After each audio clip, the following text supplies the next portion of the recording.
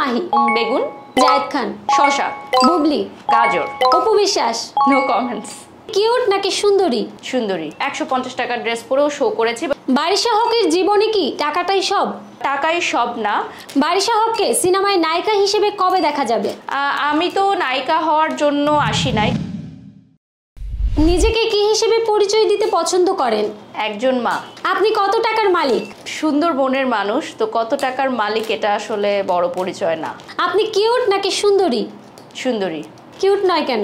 Cute তো একটা সান্ত্বনা পুরস্কার, কিউট সবাই হয়, সুন্দরী কয়জন হয় বলেন তো?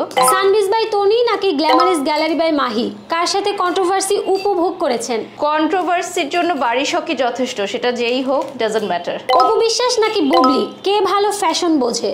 আর অনলি বারিশক। ডিপ্লোম্যাটিক কেন? এত বছর ক্যারিয়ারে কাজ করার পর এটা বুঝছি যে ডিপ্লোম্যাটিক হওয়াটা খুবই জরুরি। টাকার বিনিময়ে টানা 7 দিন মেকআপ ছাড়া থাকতে পারবেন?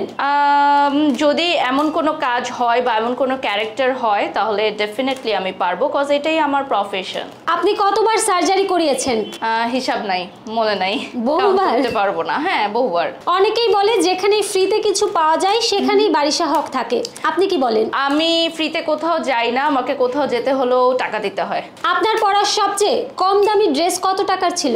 আমি 150 টাকার ড্রেসও পরেছি। যখন আমি যখন কাজ শুরু করেছি তখন অনেক স্পন্সর পাওয়া যেত না, সো নিজের টাকায় ড্রেস কিনতে হতো। তখন আমি 150 টাকার ড্রেস পরেও শো করেছি, বাট সেটা কেউ বুঝেনি যে এটা 150 টাকার ড্রেস, সবাই ভেবেছে ব্র্যান্ডের কোনো পোশাক। তাহলে সবচেয়ে বেশি দামি পোশাক কত টাকার ছিল? আমার বিয়ের লেহেঙ্গা, যেটা 23 লক্ষ টাকার ছিল, বাট সেটা আমি ফ্রিতে পেয়েছিলাম। কিনতে হয়নি? না। নিজে কিনে সবথেকে বেশি কত টাকার ড্রেস পরেছেন? নিজের কেনা ড্রেসের মধ্যে আমি যখন দেশের বাইরে যাই তখন অনেক শপিং করি নিজের জন্য, তো সেক্ষেত্রে কখনো কাউন্ট করা হয় না। আমি অনেক টাকারই শপিং করি, বাট সেটা দেশের বাইরে করা হয়, দেশে তেমন একটা করা হয় না। জীবনের সুযোগ পেলে কোন সময়টাতে ফিরে যেতে চাইতেন? আমি এখন যেই লাইফটা লিড করছি এই সময় আমি সবসময় থাকতে চাই, কারণ এই লাইফটার জন্য আমি অনেক বেশি স্ট্রাগল করেছি। আপনি ছাড়া বর্তমানে অন্য কোন ব্র্যান্ড প্রমোটার আপনার পছন্দের? No one. কেউ নেই বারিশা হকের আশেপাশে? না, সেটা না, আমি আমার কাজ নিয়ে ব্যস্ত, আমি অন্যদের কাজ এখন দেখি না। আগে দেখতাম, বাট এখন দেখা হয় না, কারণ আমার কাজের ধরন, কোয়ালিটি টোটালি ডিফারেন্ট আমি মনে করি। আর আমি ব্র্যান্ড প্রমোশনটা ডিফারেন্ট ওয়েতেই করি, খুব প্রফেশনালি করি। তো আমার মনে হয় যে আমি কারোর সাথেই কম্পিটিশনে নাই। বারিশা হকের জীবনে কি টাকাটাই সব? ডেফিনেটলি টাকা অনেক জরুরি লাইফ স্টাইলের জন্য, নিজের ফ্যামিলির জন্য, আমার নেক্সট জেনারেশনের জন্য, বাট টাকাই সব না।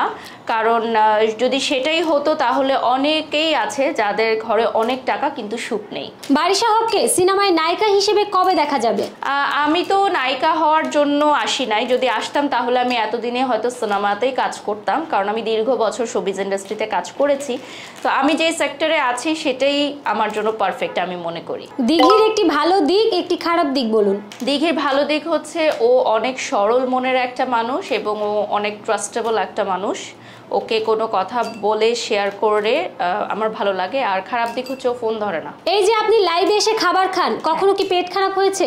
ফুড পয়জনিং হয়েছে আমার এর আগে, বাট লাইভে এসে খাওয়ার কারণে হয় নাই, বাট ফুড পয়জনিং তো হয়ই, সবারই হয়। আপনার ছবি বা ভিডিওর নিচে পড়া সবচেয়ে বাজে কমেন্ট কি ছিল? আমি কমেন্ট পড়ি না এখন, কারণ সময় নাই কমেন্ট পড়ার। কখন পড়বো বলেন? প্রতিদিন ঘুমানোর আগে কয়টা গালি খান? কে গালি দিবে? কার এত বড় সাহস আমার সাথে গালি দিয়ে কথা বলার? ও মাই গড। আচ্ছা, আমরা আপনার একটা ইন্টারভিউ শুনেছিলাম যে আপনি একটা ড্রেস দুইবার পরেন না, তো এই ড্রেসগুলো কি করেন? ড্রেস তো আমি সব স্পন্সর পাই, সো ড্রেস তো রিটার্ন করতে হয়, সো একটা ড্রেস দুইবার পরা আসলে পসিবল না। আর নিজের টাকা দিয়ে যে ড্রেসগুলো কিনেন সেগুলো কি করেন? সেগুলো তো এক বা একাধিকবার ডেফিনেটলি পরা হয়। সেগুলো তো আমি যখন পরি সেগুলো পরে ক্যামেরার সামনে আসি না, বাট ক্যামেরার সামনে এক ড্রেস আমরা কেউই দুইবার পরি না। সো এটা আসলে কেউ বলে কেউ বলে না, কেউই কিন্তু আমরা রিপিট করি না, কারণ এখন সোশ্যাল মিডিয়ার যুগ, সবকিছুই তো ভাইরাল হয়ে যায়। ওকে, আমি 5 জনের নাম বলবো, আপনি তাদেরকে সবজির সাথে তুলনা করবেন। 1 নাম্বার হচ্ছে জায়েদ খান।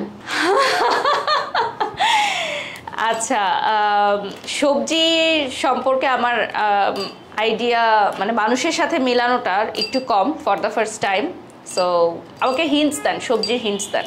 সবজি হতে পারে টমেটো, হতে পারে আলু, শসা। শসা, ওকে। বুবলি? গাজর। গাজর। অপু বিশ্বাস? No comments. কোনো সবজির সাথে বলবেন না, কারণ এটা বললে এখন আবার ভাইরাল হয়ে যাবে। ঠিক আছে, বলুন, সমস্যা নেই। আপনি আমাকে হিন্টস দেন। ওকে, হিন্টস হচ্ছে টমেটো, গোল আলু, সুইট। টমেটো। ওকে, পরিমণি। আমাকে হিন্টস দেন, সবজির হিন্টস দেন। মরিচ। হ্যাঁ, মরিচ হতে পারে, কারণ আপু অনেক রাগী, হুট করেই রাগ হয়ে যায়, হুট করেই ঠান্ডা হয়ে যায়। তাহলে পরিমণি, মরিচ। ঝাল মরিচ। মাহিয়া, মাহি। বেগুন। ওকে, থ্যাংক ইউ। ওকে।